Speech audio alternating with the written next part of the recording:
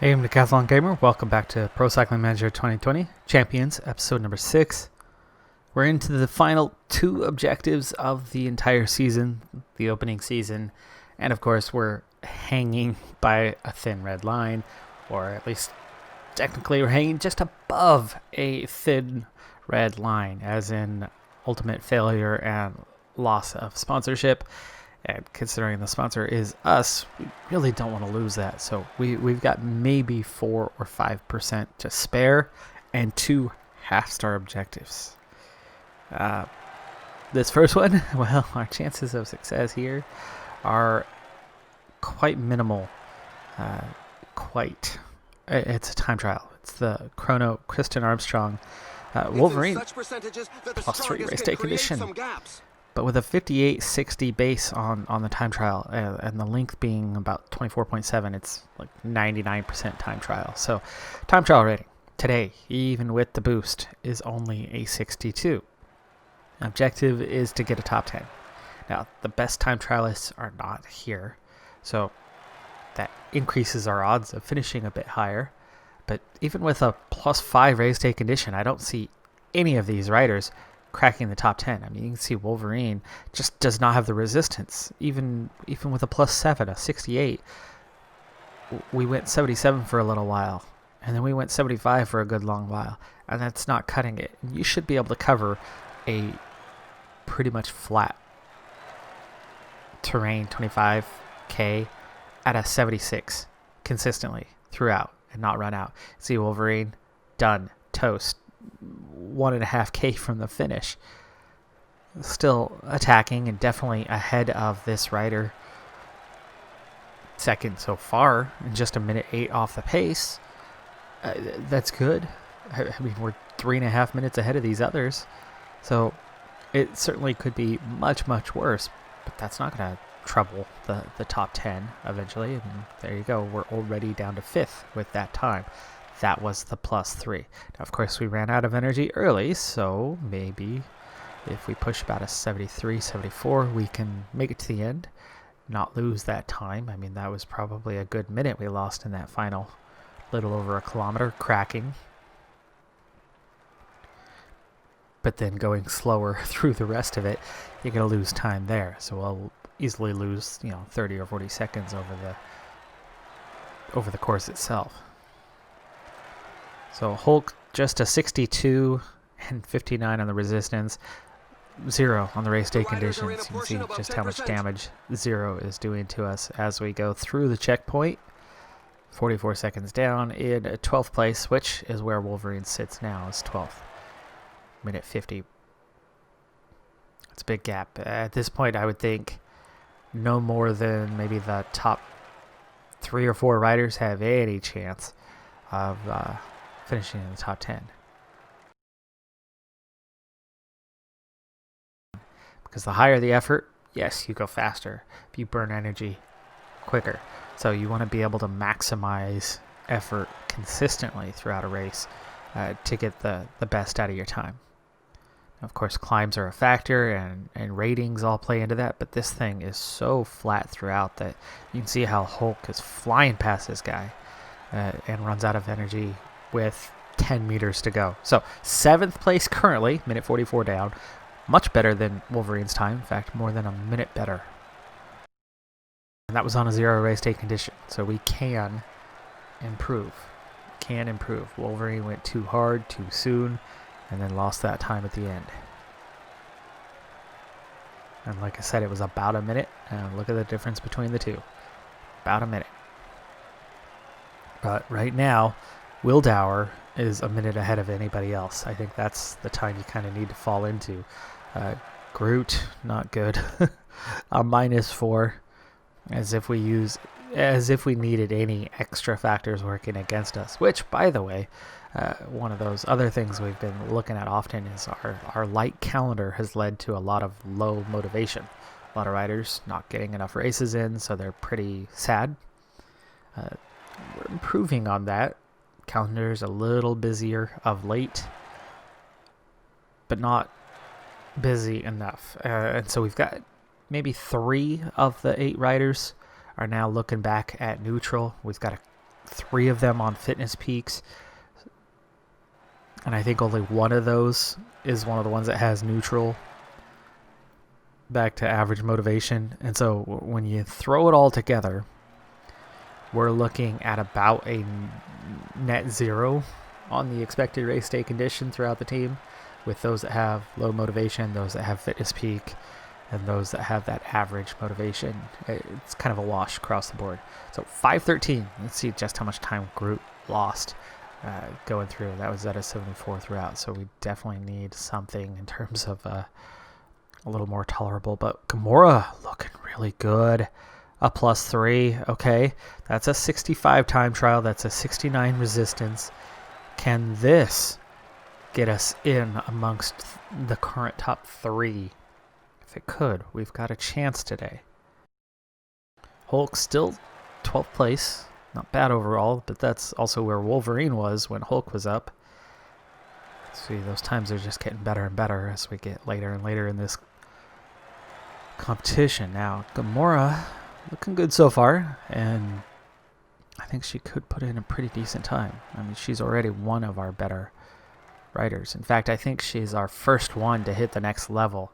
The first one to hit that 200 gap from between levels 5 and 6. And so she's a 63 overall now. And you can see other than stamina, everything is 60 plus. Considering she started at 50, that's pretty damn good in just 6 levels. Okay, so far so good. Little tiny bit of energy to spare. That should get us to the end and maybe a push in the final 400 or 500 meters.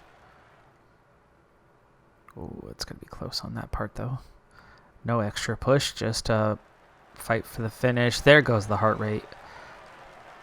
About 100 meters from the finish. It was better. Half minute better than Hulk, but only enough to get 15th. She probably lost 10 seconds in that last 100 meters, maybe 5. That would have been enough for a few positions, but it certainly wouldn't have been enough to trouble. Pinto is kind of that time, that base that you've got to get above Pinto. You can see it's pretty tight, pretty compact below that point. I'm not sure we're going to find much better ability-wise than what we just saw with Gamora in the 4 to come.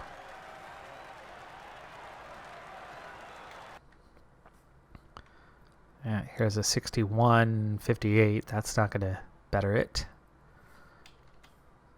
Let's speed that up. Just cruise at your 74. Could be a decent time, but top 30 isn't going to matter. Now, top 25 could help, right? It won't hurt as bad. It'd be nice if Gamora is that high, but at 16th right now, I don't think that's going to trouble the top 25 either. Especially as tight as her part of the pack is. Between the other 3 riders to come, we've still got a chance, I think, of maybe 1 with a good, strong race day condition bonus. Could play out well. That 74 is just not quite getting us there. 51st. Gamora's down to 17th. Still in the mix for top 25, but just barely. And I think the last round of riders, there's going to be some strong ones in there, some team leaders. Okay, Black Widow, +1. I almost want Ant-Man to have a -5 just so the karma can, feed Nebula something a little bit better. 59 time trial, 64 resistance. That's just not going to be enough to do much with. Back off, conserve just a little bit. I notice we keep coming up short. Back to 74 now.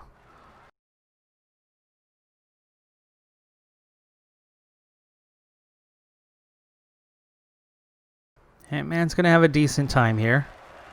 Energy lasted just to the end, but again, 48th, not enough. Gamora down to 23rd now. She's just 2 spots away from getting knocked out of the top 25. And it's down to just Nebula. And I think race day condition-wise, we've been pretty favorable. So here's the first -1. or the second -1 we've had. Groot was a minus. Remember that much. And that's not going to do it. 62 time trial, 61 resistance. Gamora's time is going to be the one that has to hold up, and there's still going to be 20 riders after her. Probably half of them going into the top 20.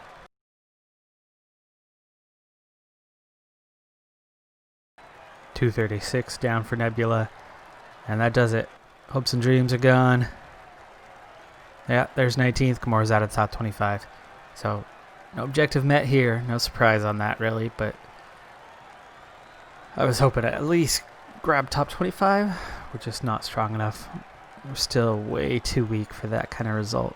So we have one chance left, and there's going to be a lot riding on that. Top 10, we're secure. Top 25, I don't know. I don't know if that's going to be enough. Looking to save ourselves today, and it's not looking so good on the race day condition front. Our chances are greatly diminished. It is crazy, crazy hot. Celsius is not my friend. Growing up in the U.S., we deal with Fahrenheit, but 38 degrees. I do know that that is extremely hot.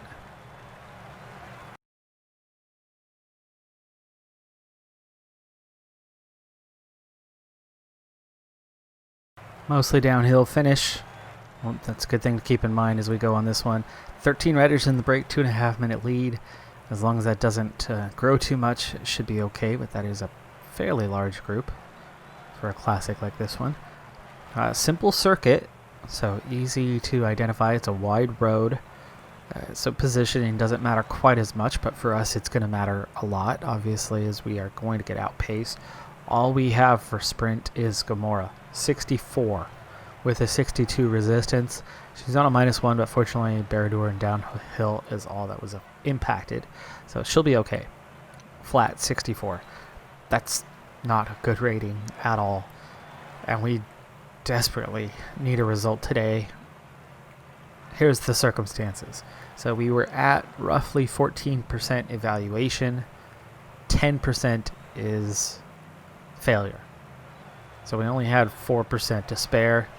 Well, we lost roughly 2%. So now we're at 12%. So a total failure would probably see us at 10%, just missing, which is obviously not where we want to be.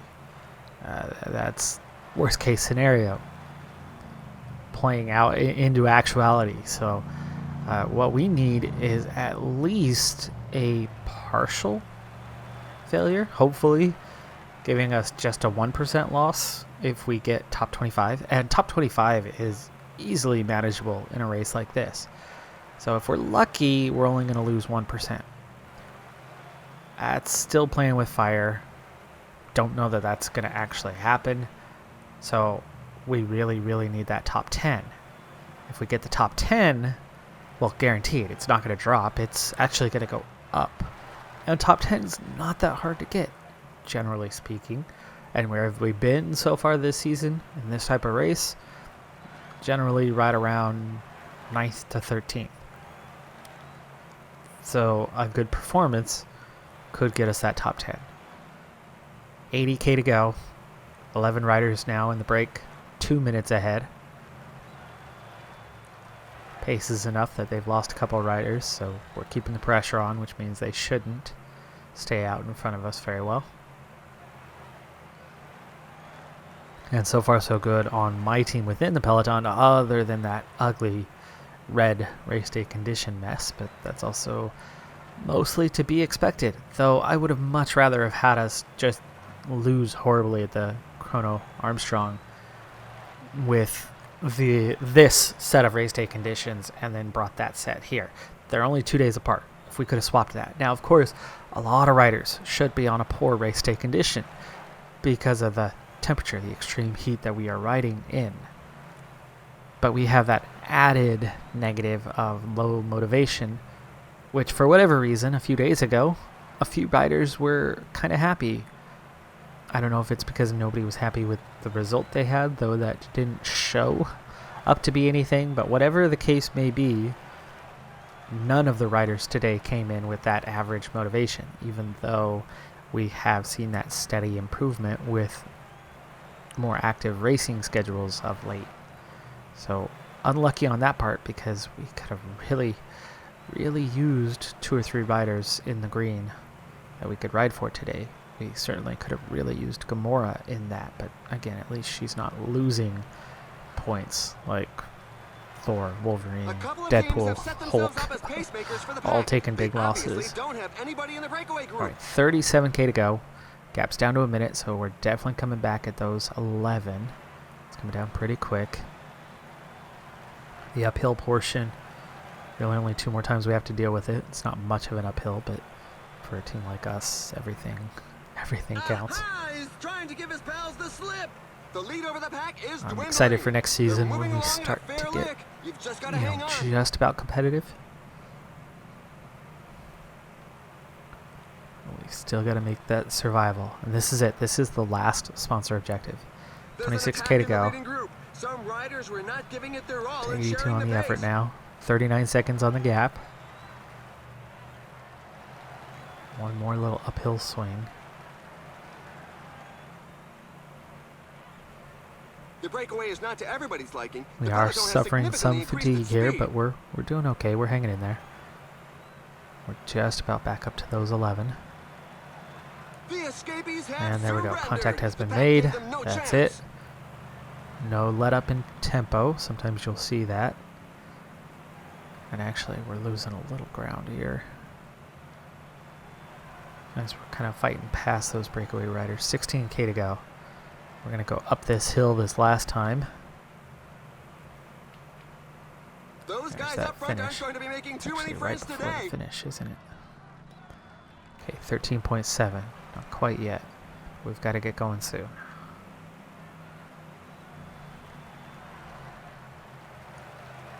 .3. Okay, it's time, especially when we have a hard time getting through the pack. Gamora's the one we're obviously riding for. Is it going to be Groot? Yes, Groot for the lead out, and then Nebula. Hulk actually looking a little stronger, huh? Yeah.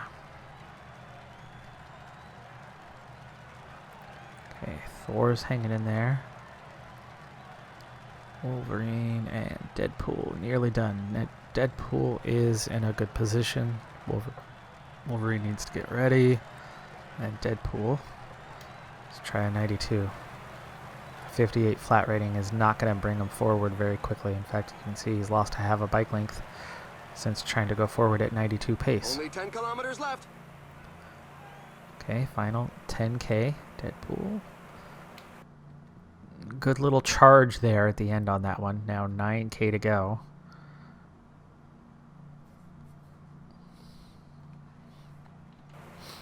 Did a little damage to everyone there. Wolverine. The sprinters are positioning themselves up front. It'll probably be a mass sprint finish.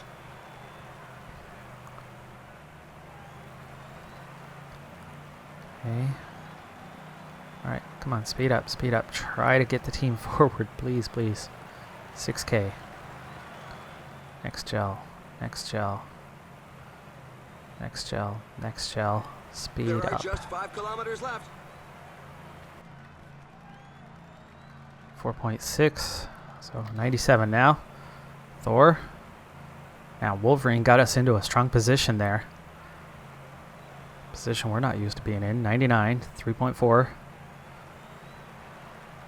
3k. We don't have much of a sprint, so this is more about holding position. You can see here go the other teams. There's already 6 ahead of us. 1.7. We see a little lift in pace with that little uphill swing, and suddenly I've got 3 riders near the front, not being matched by others. Could it be? Can we get a top 10? Come on, Groot. Come on, Groot. Come on, Gamora. Here comes the real speed flying past us. But we're in a prime position to start this thing out for a top 10. For a top 10, it's looking. One of those is a lapped rider. 7th, 8th, and 9th. Yes, top 10. Top 10, we did it. We did it. We pulled it off. It's not the miracle on ice, but it's a miracle nonetheless. The underdogs have survived.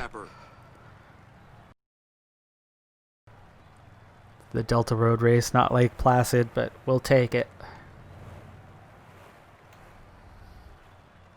Our first and only success of the opening season. Now for the best moments of the day. Final dossier period. Confirmation that we have not gone after any riders. We are going to be re-signing our current team in its entirety. My suspicion is that based on the current levels, we should be able to sign every single one of them for the minimum and to 3 years. So all of those with the expiring contracts, which is a slight majority, a little over half, we'll get them signed up for 3 years, and it won't cost us anything. That's nice. We'll keep rolling in the cash. But again, cash is not going to be much of an issue here. But eventually, if the experiment goes according to plan, a handful of seasons from now, they might all start getting very expensive.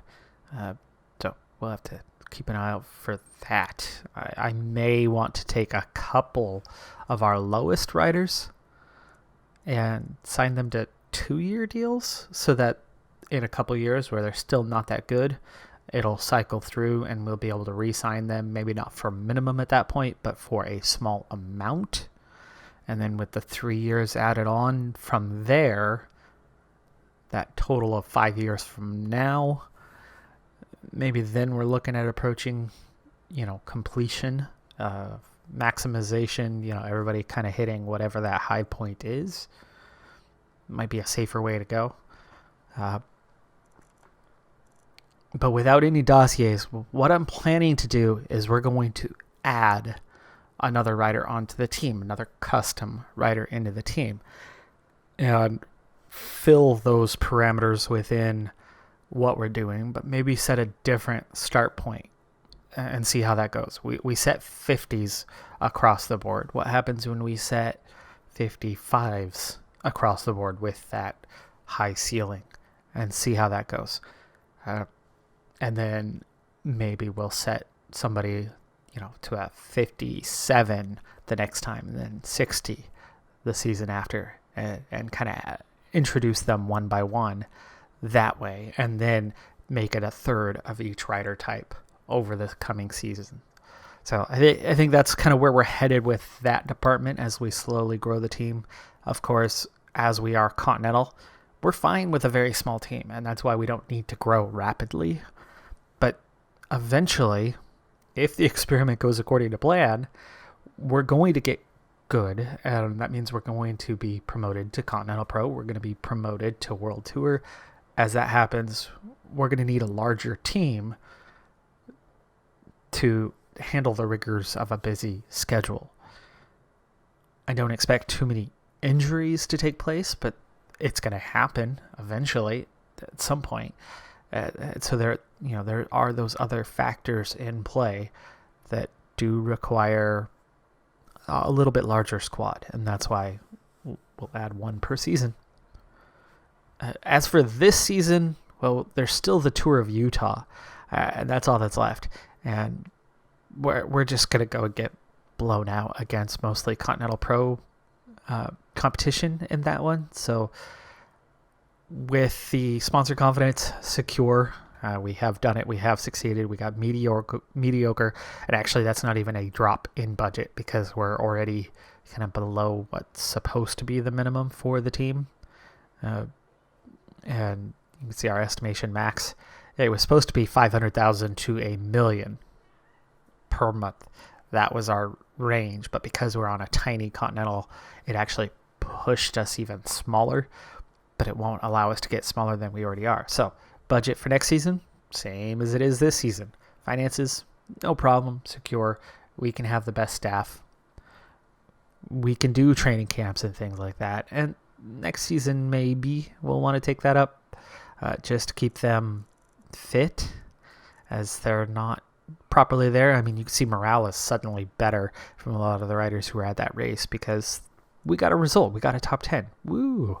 But this helps two legendary groundbreaking coaches. It is definitely helping with their progression. We're going to open next season with a quick look at the database again and start breaking that down. We're going to break down a few of the other numbers, and I have a hunch on the growth factor, that variable that seems to be the great unknown. I have a hunch, and I'm going to present that at the beginning of the next episode, and then hopefully we can get a conversation going in the comment section on whether you think there's anything to that or not. And meanwhile, on another related topic, for those who have not heard, Tom DeMoulin, in the news. Go figure.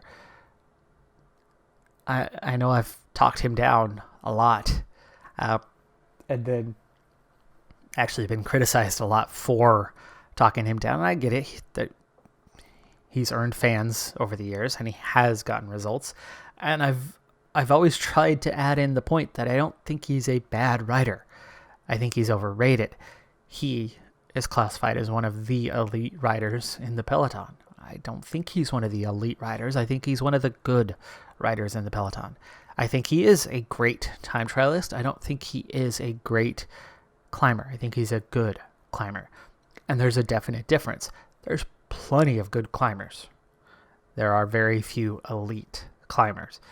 And I thought that 2020 absolutely showed that he wasn't there. Now, a couple of people tried to blame his knee surgery and give him that excuse. But his knee wasn't giving him trouble. His excuse in the Tour de France was a saddle sore. Okay. That explains not working for Roglic, not helping, not supporting the team where everybody else did. And he might have single-handedly cost Roglic the race because everybody else dug deep. And there easily could have been a time somewhere, one of those climbing stages, where he could have potentially gained time. And that time would have made the difference when stage 20 came around. I know a couple of people were like, oh, he did sacrifice. He spent like 800 meters on the front. And then one stage, he rode on the front for like 8K and dropped 0 riders during that time. In fact, riders were catching up to that group. So he didn't do his job effectively. And he made comments before, during, in interviews, and again during the Vuelta, that suggested he was not happy being a support rider for Primož Roglic, that he felt he could and should be winning the race. And then what went on in the news goes right along with what I was saying about his attitude being a problem, and that I did not believe him or the commentators who were trying to suggest that he was riding for the team and he was riding in support when my eyes told me otherwise. Of course, I'm critical of him, and so I see through a different lens than others do. But anyway, I think everything that I've been saying about him was confirmed wholeheartedly this weekend.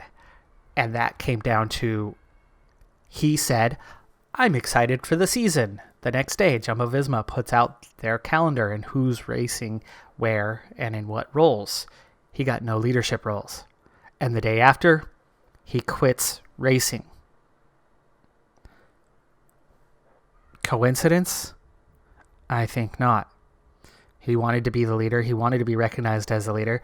The team saw that he's just not good enough for that. He is a good support rider. He is a good climber. He could absolutely support a leader. But is he a leader? Well, if it's a time trial dependent race and the climbing is moderate, oh yeah, he could totally go out and win a event of that type. But a Grand Tour? I know he got one back in 2017. Circumstantial though. In 2021, 2022, 2023, I don't see him ever winning a Grand Tour or even being near competitive again. He took 7th at the Tour de France, riding for himself. And a number of riders were not fit or not present. It was a weird race. And there was a big drop-off after, the first handful of riders in terms of competitiveness. He's not as good as he claims he is, in my opinion. And in my opinion, he's quit because the team agrees with me. And he quit because of the same attitude problems that I've claimed he's got. Anyway, that's it for that. Moving on. Like I said, next episode, we're going to open into the next season. And we're going to see that database and go from there. I'm Decathlon Gamer. Thanks for tuning in. Be sure to hit that like button. I'll see you next time. Have a good one. Be safe out there. And bye for now.